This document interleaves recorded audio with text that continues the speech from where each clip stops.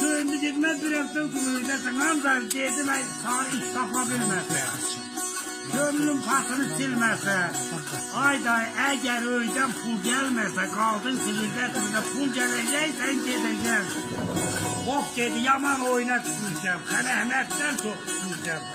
Abala 4'te şuraya silmişsem kaldık sibirden. Dedim yadına tutuyor mu sağ dedim koyunu bırakıp gitme. Bana azgın küçük dolanmağımı istemeysen. İndan da kulak verir. Bir yaman oyuna tutmayacağım. Dedim ekşi oynuyordum tutmayacağım kulak verir.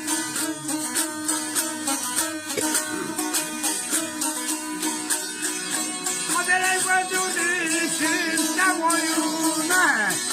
Niye gitmedin koyuna? Kapalı elinde kadına. Kurban! Nasıl lan aşkına? Bana. Düştü uşaklar koyuna.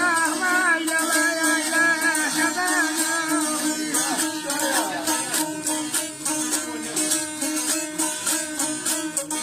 Düştü uşaklar koyuna.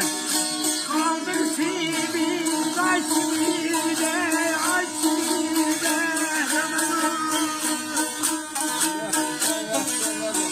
Dedim özüm çıksan koyuna, niye geçmedin koyuna? Düştü uşaklar koyuna, kaldın sibirde sibirde. Ha ben yolsun yolda sober mahsını bırakan.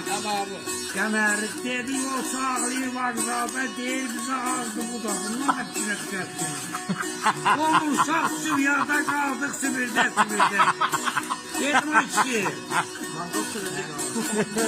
Dedim ayçi bana pul verirse. Sözde değildir ben değilim hep bir geldim. Çek koydu değilim ben yok değil ağırlı olan mı var?